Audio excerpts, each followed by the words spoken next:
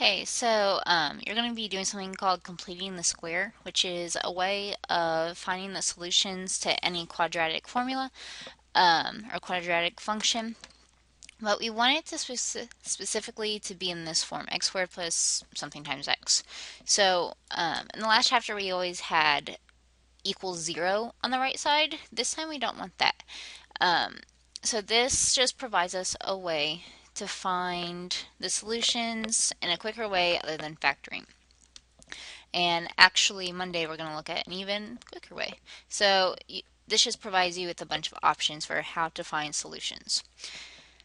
So this is called completing the square. So we're going to be dealing with perfect squares and solving them. So I wrote out some steps in this box, but I'm just going to go ahead and jump into the steps. So first thing we want to do is make sure that it's x squared, something with an x, equals some number. It could be 0, it could be another number, doesn't matter. So it's already set up how I want. So what I'm going to do is take my number from my x, which is -6. And this is called our b term because normally the number from your x squared would be your a, the number from your x is your b, the number without a variable is your c. So what I'm going to do is take my b term and divide that by 2 to get -3. Then I'm going to take that and square it because it's called completing the square. So -3 squared would give me 9. So on each side of this equation, I'm going to add 9. So we got x squared minus 6x plus 9 equals 7 plus 9. So again, I just took that number that I just got and added it to both sides of the equation. So when I do that on the left side, I can go ahead and write that in parentheses. And the way I'm going to do that every single time is just going to be x and then this term. So what I got when I divided b by 2, so -3 squared. And 7 plus 9 is 16. We went over this a little bit last chapter where we had to test our 2 points to see, okay, first term times the last term times 2, did I get my middle term?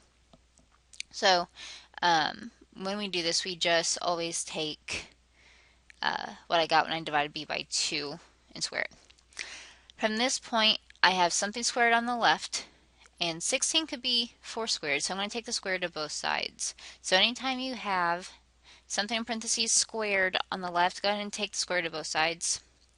On the left side, I have the square root and something squared, so they cancel each other out. So I'm just left with x minus 3, and I don't even need to put that in parentheses. Okay.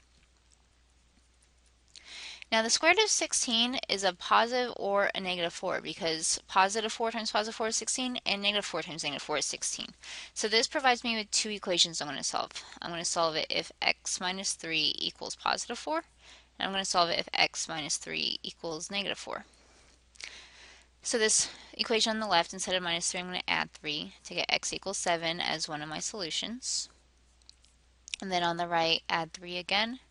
This time to get x equals -1 is one of my solutions. So we will follow these steps every time.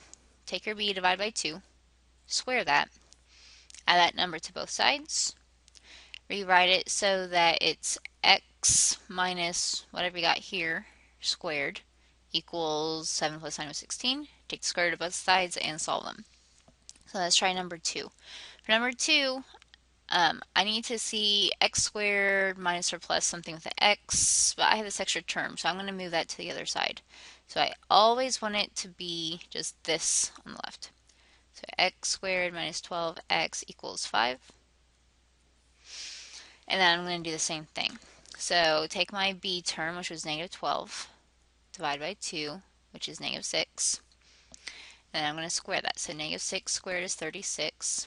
I'm going to add that to both sides. So x squared minus 12x plus 36 equals 5 plus 36.